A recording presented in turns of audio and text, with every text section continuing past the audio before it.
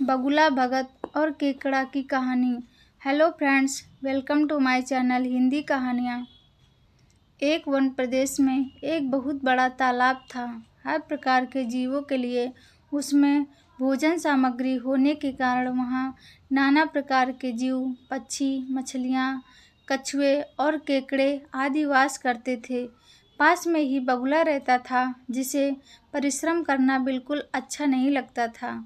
उसकी आंखें भी कुछ कमज़ोर थीं। मछलियाँ पकड़ने के लिए तो मेहनत करनी पड़ती है, जो उसे खलती थी, इसलिए आलस के मारे वह प्रायः भूखा ही रहता।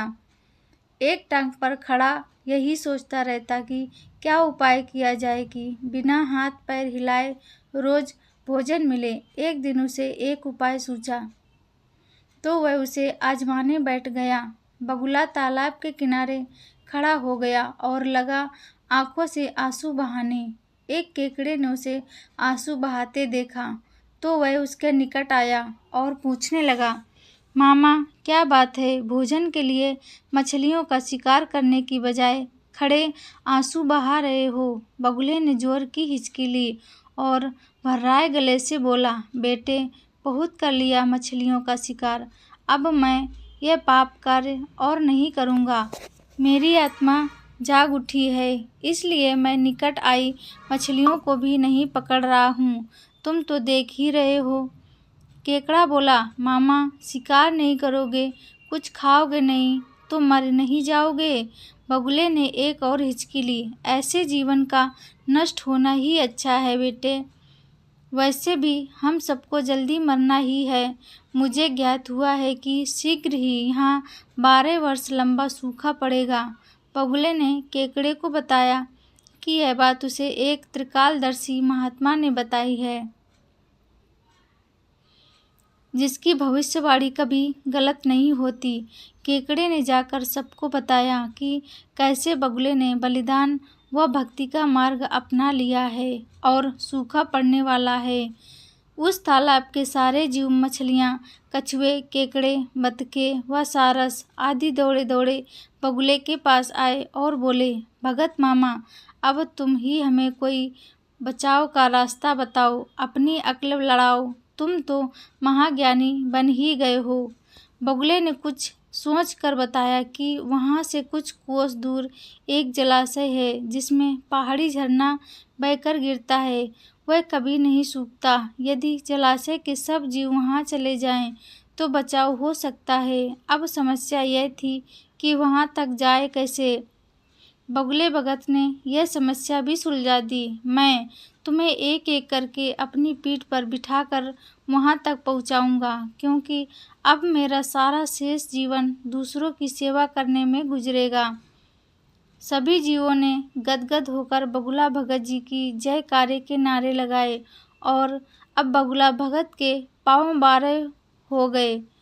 वह रोज एक जीव को अपनी पीठ पर बिठाकर ले जाता और कुछ दूर ले जाकर एक चट्टान के पास जाकर उसे उस पर पटक कर मार डालता और खा जाता। कभी मूड हुआ तो भगत जी 2 फेरे भी लगाते और 2 जीवों को चट कर जाते। तालाब में जानवरों की संख्या घटने लगी। चट्टान के पास मरे जीवों की हड्डियों का ढेर बढ़ने लगा और भगत जी की सेहत बनने लगी। खा खा कर वह खूब मोटे हो गए। मुख पर लाली आ गई और पंख चर्बी के तेज से चमकने लगे। उन्हें देखकर दूसरे जीव कहते, देखो, दूसरों की सेवा का फल और पुण्य भगत जी के शरीर को लग रहा है। बगुला भगत मन ही मन खूब हंसता। वह सोचता कि देखो, दुनिया में कैसे कैसे मूर्ख जीव भरे पड़े हैं, जो सबका विश्वास कर लेते हैं।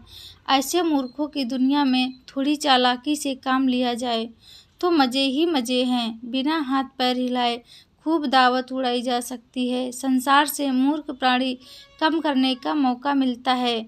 बैठे बिठाए पेट भरने के जुगाड़ हो जाए तो सोचने का बहुत समय मिल जाता है। बहुत दिन यही क्रम चला। एक दिन केकड़े ने बगुले से कहा, मामा, तुमने इतने सारे जानवर यहाँ से वहाँ पहुँचा दिए, लेकिन मेरी बारी अभी तक नहीं आई। भगत जी बोले, बेटा, आज तेरा ही नंबर लगाते हैं। आ जा, मेरी पीठ पर बैठ जा। केकड़ा खुश होकर बगुले की पीठ पर बैठ गया। जब वह चट्टान के निकट पहुंचा तो वहां हड्डियों का पहाड़ देखकर केकड़े का माथा ठनका। वह हकलाया, यह हड्डियों का ढेर कैसा है? वह जलाशय कितनी दूर है मामा? बगुला भगत ठा ठा करके खूब हंसा और बोला, मूर्ख, वहाँ कोई जलाशय नहीं है। मैं एक एक को पीठ पर बिठाकर यहाँ लाकर खाता रहता हूँ। आज तू मरेगा।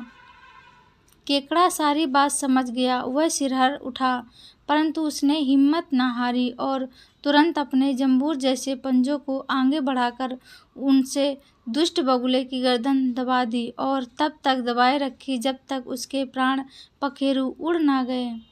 फिर केकड़ा बगुले भगत का कटा सिर लेकर तालाब पर लौटा और सारे जीवों को सच्चाई बता दी कि कैसे दुष्ट बगुला भगत उन्हें धोखा देता है। महत्वपूर्ण सीख देती है कहानी। दूसरों की बातों पर आंखें मूंद कर विश्वास नहीं करना चाहिए। वास्तविक परिस्थिति के बारे में पहले पता लगा लेना चाहिए। हो सकता है सामने वाला मनगढ़ंत कहानियाँ बना रहा हो और आपको लुभाने की कोशिश कर रहा हो। तो दोस्तों, कैसी लगी आज की कहानी? ऐसी ही कहानियाँ सुनने के लिए चैनल को ज़रूर सब्सक्राइब करें, वीडियो को लाइक शेयर करें। Thank you.